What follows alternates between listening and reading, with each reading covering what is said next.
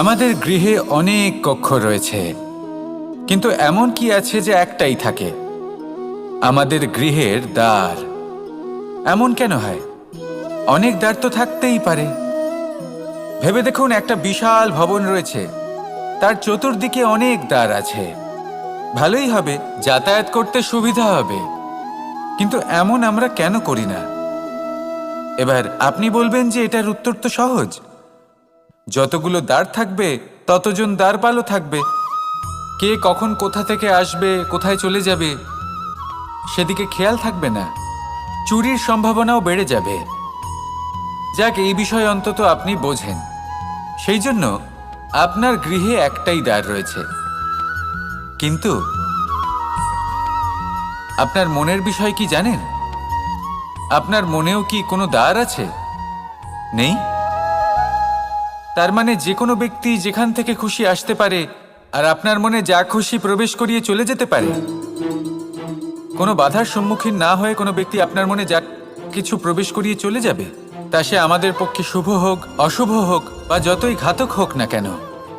সেই ভাবনা হতে পারে বাসনাময়, ক্রোধে পরিপূর্ণ, মতভেদে পরিপূর্ণ, বিদ্বেষ বা অহংকারে পরিপূর্ণ, বা কোনো ব্যর্থ ভাবনা হতে পারে। বিশ্বের যে কোনো ভাবনা মনে এসে বসবাস করতে পারে। এবার মনে যা ভাবনা থাকবে, মন সেটাই অনুভব করবে। নেতিবাচক ভাবনা যদি মনে ঘর করে, মন সুখ অনুভব কি করে করবে? সেই জন্য আবশ্যক হলো মনের মাঝে ইতিবাচক সত্তার দ্বার গড়ে তোলা। অর্থাৎ কোনো ভাবনা যদি আসে এবং ইতিবাচক হয়, তাহলে তাকে মনে প্রবেশ করতে দিন। যদি তা আপনাকে আর্থিক, সামাজিক, পারিবারিক, আধ্যাত্মিক লাভ দেয়, তাহলে তাকে প্রবেশ করতে দিন। যদি না দেয়, যদি তা নেতিবাচক ভাবনা হয়, তাকে দ্বার থেকেই আবার ফিরিয়ে দিন। যত শুভ চিন্তায় থাকবে এই মন, ততই শুভ হবে আপনার জীবন। আর এই মন সুপ্রসন্ন হয়ে বলবে, রাধা রাধা। এবার ধরুন আমাকে দ্বারকা থেকে হস্তিনাপুর যেতে হবে, আর পথে আমি প্রত্যেকটা এমন স্থানে দাঁড়াচ্ছি যেখানে আমার মন আপ্লুত করার মতো কোনো দৃশ্য দেখতে পাচ্ছি, বা কোনো ব্যক্তিকে দেখতে পাচ্ছি, বা কোনো প্রসঙ্গ দেখতে পাচ্ছি, বা কোনো নাটক দেখতে পাচ্ছি। তাহলে কি আমি কখনো হস্তিনাপুরে উচিত সময়ে পৌঁছতে পারবো? কখনোই নয়। মানুষকেও ঠিক এই কথাটাই মাথায় রাখতে হবে। মানুষ মনের মধ্যে একটা লক্ষ্য স্থির করেন, সেই পথে অগ্রসর হয়ে পড়েন। এবার সেই পথে এগোতে এগোতে অনেক মানুষজন, অনেক ঘটনা, অনেক সমস্যা চলে আসে, যার ফলে তার মন বিচলিত হয়ে পড়ে। যদি মন বিচলিত হয়ে যায়, তাহলে লক্ষ্যের প্রতি কিভাবে একাগ্রচিত্ত হবেন? সেই জন্য অত্যন্ত আবশ্যক যে আপনি সময়ের সদ্ব্যবহার করুন সেই পথে চলার জন্য। সেই পথে সামনে এগোতে থাকুন। চোখ থাকবে শুধু লক্ষ্যের দিকে। যখনই আপনি বুঝবেন যে আপনি লক্ষ্যভ্রষ্ট হচ্ছেন, আবার সেই পথে নিজেকে টেনে আনুন। ঠিক এইভাবেই এগোতে থাকুন। সাফল্যের শিখরে গিয়ে পৌঁছন, আর সেখানে গিয়ে আনন্দের সাথে উচ্চ স্বরে বলুন, রাধা রাধা। কখনো কোনো নদীকে দেখেছেন? একই আকার, একই স্থান, শুধু প্রবাহিত হতে থাকে। এর মধ্যে কখনো কোনো অপদ্রব্য ফেলে দেখুন, দেখবেন সেটা বেশিক্ষণ সেখানে থাকে না। সেটা নদীর সাথে বইতে থাকে, আর বয়ে যেতে যেতে সাগরে সমাহিত হয়ে যায়, আর শেষ পর্যন্ত সাগর সেটাকে তটে ফেলে দেয়। কিছুটা এমন হওয়া উচিত আমাদের বিচারধারাও। এক স্থানে তা স্থগিত হওয়া উচিত নয়, এটা সবসময় প্রবাহমান হওয়া উচিত। তবেই আমাদের চেতনা, আমাদের মূল্যবোধ এবং আমাদের স্মৃতি, এই তিনটি শ্রেষ্ঠ থাকবে। আর এটাই হলো পুকুর এবং নদীর মধ্যে পার্থক্য। নদীতে জল সবসময় বয়ে চলে, সেই জন্য পবিত্র থাকে, শুদ্ধ থাকে এবং পরিষ্কার থাকে। আর সেখানে এই পুকুরের তলদেশে সব জমা হতে থাকে, আর সেই জন্য তা অপবিত্র হয়ে যায়। তাই সবসময় এই বিচারধারা প্রবাহমান রাখুন। যদি মনে কোনো ভাবনা চলে আসে, সেখানেই থেকে যায় এবং বিদ্যে থাকে, তাহলে তা বের করে দিন। তাকেও বয়ে যেতে দিন, এবং তার যা উত্তর হবে তা সময়ের সাথে আপনার সামনেই চলে আসবে। শুধুই নদীর মতো প্রবাহমান হন, আর আমার সাথে ভালোবেসে বলুন, রাধা রাধা। জন্ম এবং মৃত্যু, একটি হলো জীবনের সূত্রপাত, আরেকটি জীবনের সমাপ্তি। এটা হলো একটি চক্র, এবং প্রত্যেক চক্রের মতোই এটাও যেখান থেকে শুরু হয় সেখানে এসেই সমাপ্ত হয়। অর্থাৎ প্রত্যেক ব্যক্তি যারা জন্ম নিয়েছেন তার জন্মের সাথে এটা সুনিশ্চিত হয়ে যায় যে তার মৃত্যু হলো অবশ্যম্ভাবী। এই সংসারে এমন কিছুই নেই যা চিরকালের মতো থেকে যায়। এবার এটা আমরা সবাই জানি। আমাদের কাছে যে জীবনটা আছে, যেটা আমরা যাপন করতে পারি, সেই সময়কালে আমরা কি করতে পারি সেটা গুরুত্বপূর্ণ। এমন কিছু করুন যার ফলে মৃত্যুর পরেও আপনি অমর হয়ে থাকবেন। আমাদের কথা, আমাদের কর্ম এই সংসারে প্রেরণা প্রদান করতে পারে। আর যদি আমরা প্রেরণা নাও জোগাতে পারি, তাও এই সন্তোষ বোধ যেন থাকে যে আমরা আমাদের জীবন ব্যর্থ হতে দিইনি। এই জীবন যাপন করার ইচ্ছেতেই আমরা সময় ব্যর্থ করে দিই। আর এই জীবনকে যাপন করার সর্বশ্রেষ্ঠ উপায় হলো এটাই যে কখন আমাদের মৃত্যু হবে, কিভাবে আমাদের মৃত্যু হবে, এই চিন্তা ত্যাগ করে যেন আমরা বর্তমানে বেঁচে থাকি, আজকে বেঁচে থাকি, আজকে দাঁড়িয়ে কর্ম করি এবং আজ যে সংকট সামনে তার সম্মুখীন হই। ভবিষ্যতের পথ নিজে থেকেই উন্মুক্ত হবে। আপনার জীবনে অনেক বড় বড় বিপদরূপী পাথর আসবে। সেই পাথরগুলিকে এতটাই দুর্বল করে দিন যাতে সেই পথ আপনি অগ্রসর হওয়ার পরে আপনার পেছন পেছন যে সেই পথ দিয়ে আসবেন তিনিও যেন সহজেই পাথর চূর্ণ করে সামনে অগ্রসর হতে পারেন। মনে রাখবেন, আপনার প্রচেষ্টারও একটা মাহাত্ম্য আছে। যদি আপনি কোনো কেল্লার শিখরে পতাকা উত্তোলন নাও করতে পারেন, তাহলেও আপনার প্রচেষ্টার যে মাহাত্ম্য তা কখনো কমে যাবে না। সেই জন্য প্রচেষ্টা করতে থাকুন আর আমার সাথে ভালোবেসে বলুন, রাধা রাধা। শব্দ শব্দ আসলে কি? শুধুই কয়েকটি অক্ষরের সমষ্টি,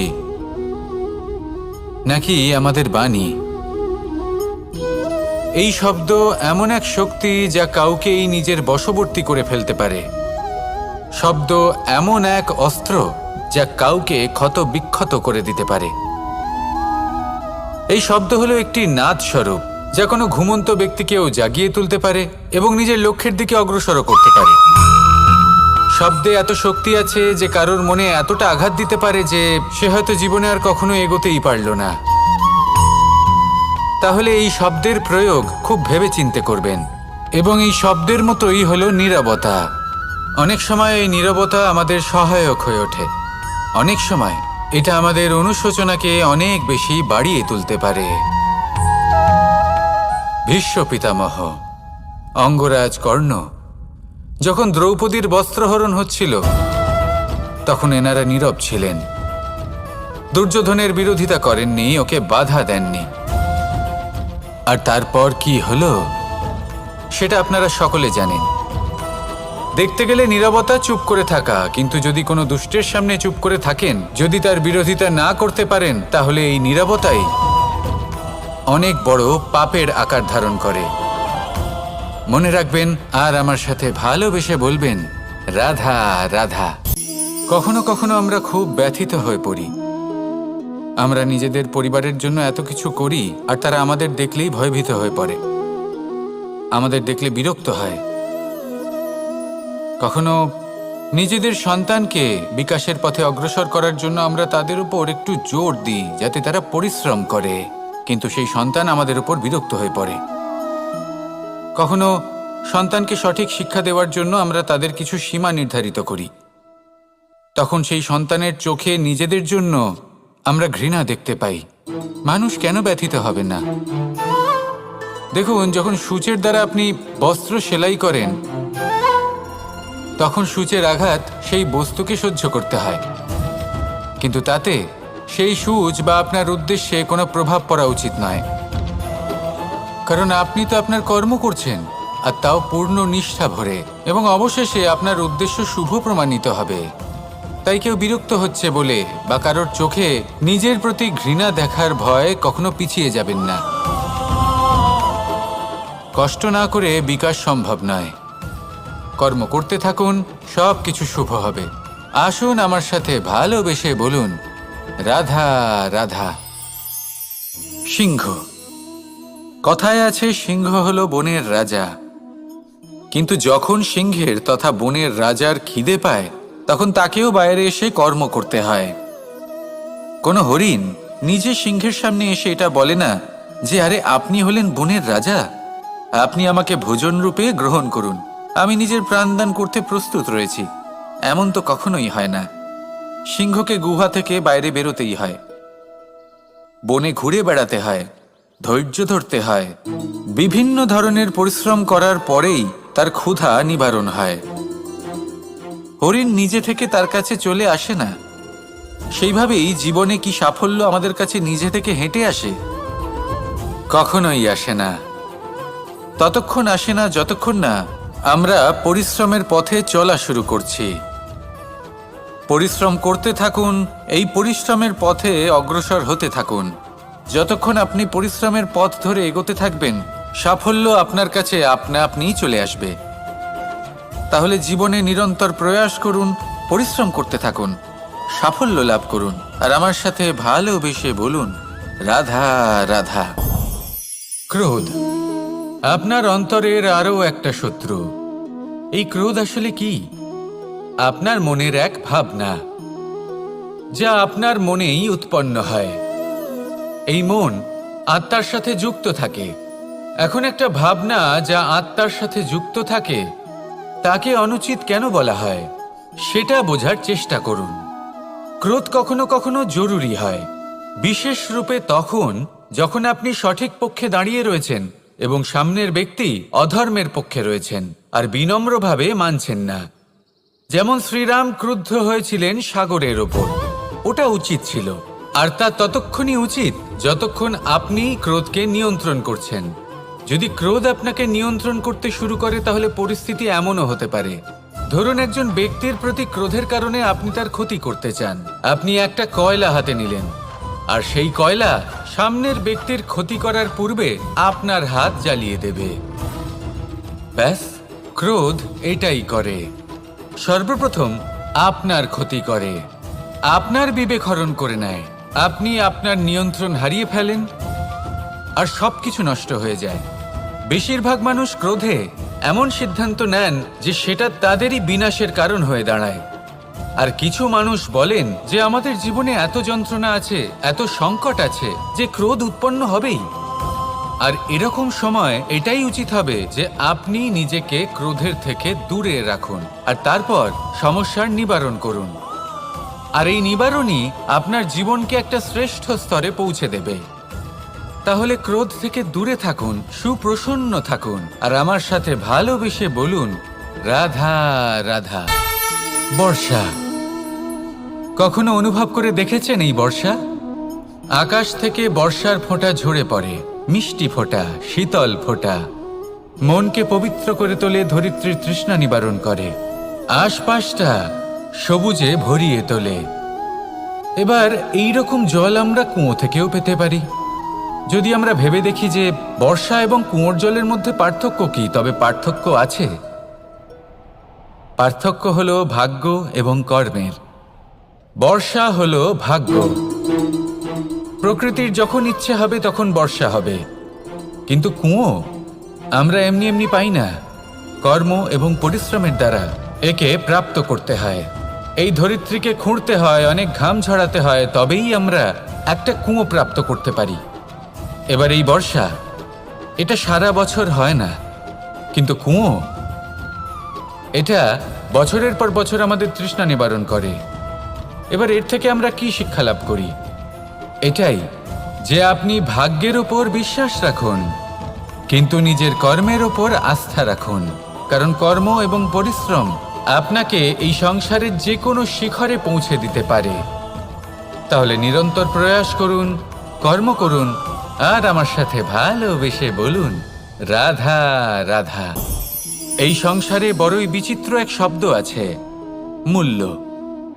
এর প্রয়োগ আমরা জীবনেও করে থাকি, আবার ব্যবসাতেও করে থাকি। একজন উদ্যোগপতি সবসময় বলেন, ব্যবসার মূল্য সবসময় উচ্চমান হওয়া উচিত, তাতে লাভ বেশি। অন্যদিকে আরেকজন ব্যক্তি যিনি পরোপকারী, যিনি ঈশ্বরের দর্শনের অভিলাষী, তিনি বলেন জীবনের মূল্য সবথেকে উচ্চমান হওয়া উচিত। অনেক সময় মানুষ কি করে থাকেন, ব্যবসার এই মূল্য তা উচ্চতার শিখরে পৌঁছানোর লোভে জীবনের মূল্য নামিয়ে ফেলেন। যেখানে এই সমগ্র সংসার প্রেমের দ্বারা চালিত হয়। প্রেমই হলো এই সংসারের আধার। এবার যদি আপনি প্রেম করতে শিখে যান, তাহলে ব্যবসাতে নিশ্চিত রূপে লাভের সাথে সাথে কীর্তি এবং যশ লাভও করতে পারবেন। তা আমি নিশ্চিত রূপে বলতে পারি, কারণ ব্যবসাতে ওঠা নামা এসব চলতেই থাকে। জীবনকে আপনি যদি একবার উচ্চতায় নিয়ে যেতে পারেন, তাহলে তা কখনোই নামবে না। আসুন আর আমার সাথে ভালোবেসে বলুন, রাধা রাধা। এই সংসারে এমন কোন আবেগ আছে যা সবসময় কটু বলে মনে হয়, কিন্তু সবার শেষে এটি সব থেকে বেশি মধুর উপলব্ধি প্রদান করে, সব থেকে বেশি মধুর অনুভূতি প্রদান করে। উত্তর পেলেন? পেলেন না? আপনাকে একটা উদাহরণ দিই। যখন মাতা সীতাকে অপহরণ করা হয়েছিল, তখন শ্রীরাম অপেক্ষা করেছিলেন 4 মাস পর্যন্ত। উনি খুঁজতে চেয়েছিলেন, কিন্তু উনি ওনার খোঁজ বন্ধ রেখেছিলেন। কল্পনা করে দেখুন ওনার কতটা যন্ত্রণা হয়েছিল। উনি শুধু অপেক্ষা করছিলেন, কারণ তখন বর্ষা ছিল। অনেক দিন পর্যন্ত সূর্যের আলো দেখা যায়নি। উনি জানতেন এরকম সময় বানর সেনার পক্ষে বনের মধ্যে পথ খোঁজা খুবই কঠিন কাজ হবে। সাগর পার করা অত্যন্ত কঠিন হয়ে দাঁড়াবে। তারা হয়তো বনের মধ্যে পথ হারিয়ে ফেলবে। উনি অপেক্ষা করলেন, আর এই অপেক্ষার ফল হিসেবে উনি কি লাভ করলেন? সাগরে সেতু নির্মাণ করলেন এবং মাতা সীতাকে সসম্মানে আবার ফিরিয়ে আনলেন। যদি শ্রীরাম অপেক্ষা না করতেন, তাহলে হয়তো এই সব কিছু কখনোই সম্ভব হতো না। এটাই হলো শক্তি ধৈর্যের। এটাই হলো আমাদের কাছে শিক্ষা। এই ধৈর্যই প্রত্যেকবার আমাদের অত্যন্ত কঠিন বলে মনে হয়। ধৈর্য ধরা অত্যন্ত কঠিন, কিন্তু অবশেষে এটাই সব থেকে শ্রেষ্ঠ ফল দান করে, সব থেকে মধুর উপলব্ধি, সব থেকে মধুর অনুভূতি প্রদান করে। তাই ধৈর্য ধরে থাকুন, সব কিছু শুভ হবে। আর তখন এই মন প্রফুল্ল হয়ে বলবে, রাধা রাধা।